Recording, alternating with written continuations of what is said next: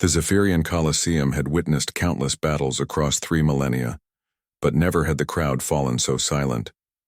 Ambassador Kethvar's mandibles clicked nervously as he observed the human representative descending into the arena. The creature, no, the being, he corrected himself, moved with an unsettling casualness, as if strolling through a garden rather than approaching what would likely be its death. "This is madness," whispered Senator Vrack from the royal viewing box. "The Terrans must not understand what they've agreed to." Kethvar wasn't so certain. The human delegation had been surprisingly calm when presented with the Galactic Council's ultimatum: prove humanity's worth in single combat, or forfeit their application for membership. Most species would have protested, pleaded, or attempted negotiation. The humans had simply nodded and asked about the rules. "There are no rules," Kethvar had explained. "Our champion fights until one combatant can no longer continue." The human ambassador, a weathered female called Commander Chen, had smiled at this. "Perfect. We accept." Now, watching the human warrior stretch casually in the arena's center, Kethvar wondered if that smile had been confidence or insanity. The arena floor trembled as Gorath the Undefeated emerged from the opposite gate. The Craxi champion stood 4 meters tall, his exoskeleton gleaming like polished obsidian under the artificial suns. Bone spikes protruded from his shoulders and forearms, and his primary arms ended in razor-sharp talons that had never failed to find their mark. In 300 battles across 50 worlds, Gorath had never known defeat.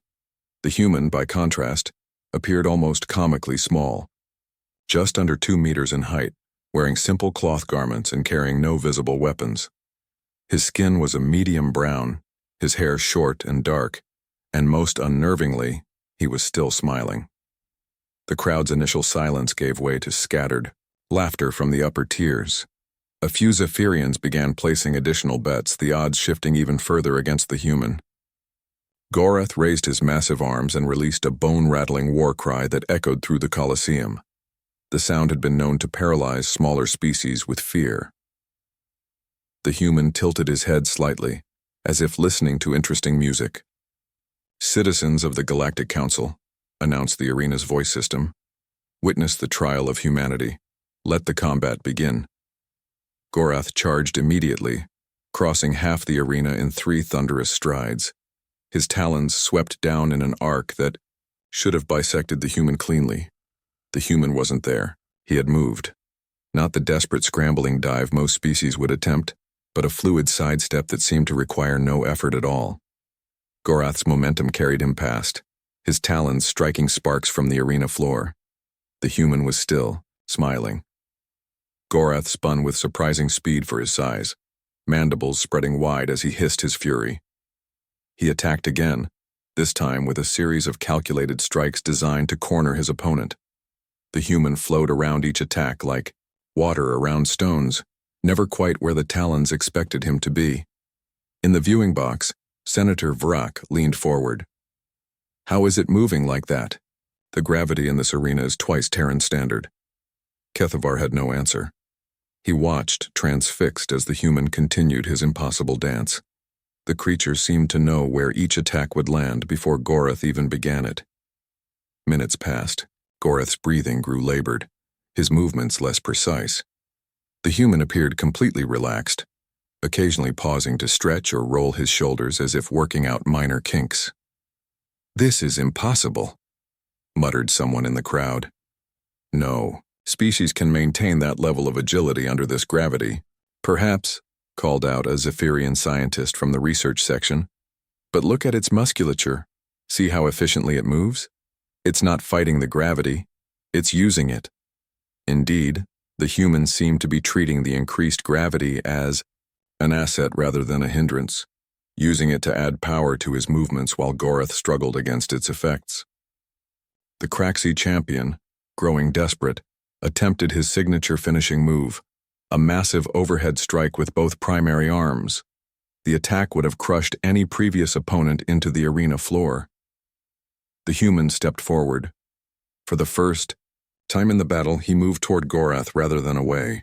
He slipped inside the champion's guard and placed one hand gently against the Craxi's chest, just below the heart chamber. Gorath's eyes widened. He tried to bring his secondary arms around to grab the human, but found his strength suddenly gone.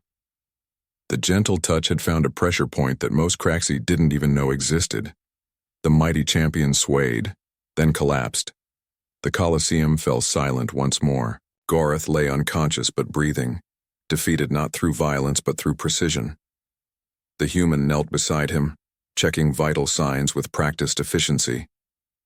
"He'll be fine," the human called to the stunned crowd, his voice carrying, clearly in the silence. "Just a little nap, he fought well." He stood and brushed dust from his clothes, looking up at the royal viewing box with that same easy smile. "So," he said, his voice somehow reaching every corner of the massive arena. "Do we pass the test?" Ambassador Kethvar found his voice. "First. What are you?" The human's smile widened. "I'm a high school gym teacher from Ohio. Name's Marcus Thompson." He gestured toward the unconscious Gorath. "I coach wrestling in the off-season. Your boy here fights with a lot of heart, but his technique needs work." The implications hit the crowd like a physical blow. If a simple educator from their world could defeat the Galactic Council's greatest champion. "Tell me, Ambassador," Marcus continued, pulling a water bottle from seemingly nowhere and taking a casual drink. "When do we discuss humanity's membership benefits package?" In the viewing box, Commander Chen's voice crackled through Kethvar's communicator. "Oh, an ambassador? Marcus isn't even our best fighter.